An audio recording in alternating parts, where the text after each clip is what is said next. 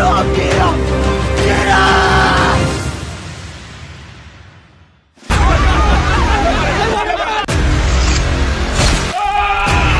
ဒီလိုလုံးတေဟောပြေတာ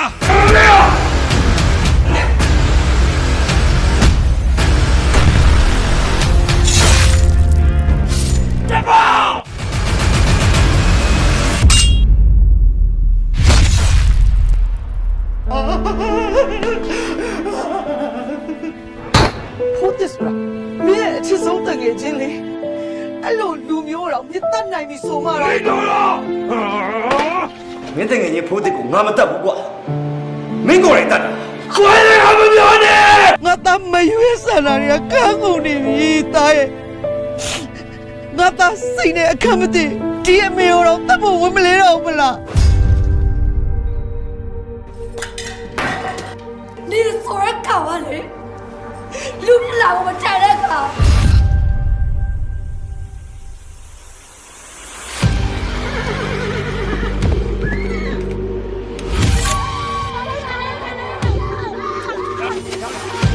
不追了干爹了，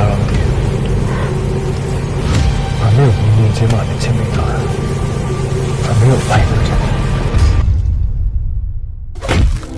အမေတော်မလွဲပါတော့ကျုပ်ကိုလူလောကထဲဆွဲသွင်းခဲ့တာဆိုတော့ကျုပ်ဘွားဘာလို့ရတော့မှာလဲလောက်ကြပါခမများတို့ကြိုက်တယ်လို့သာလောက်ကြပါကျုပ်ကိုသိအောင်တတ်မယ်ဆိုရင်လေတတ်လိုက်ကြပါတော့ဗျာအမေကျွန်တော်မလို့ချင်ဘူးဆိုတော့ကျွန်တော်မွေးခဲ့ရတခါတော့စွန့်ပစ်လိုက်ပေါ့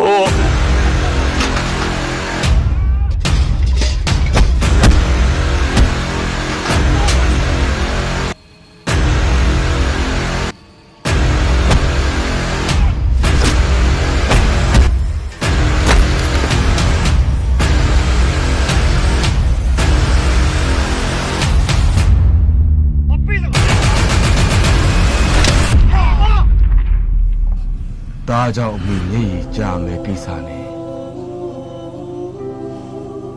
ဒါသိရဲ့လမ်းကိုရွေးပါဆိုရင်တော့သိမဲ့လမ်းပဲဒါရွေးမှာ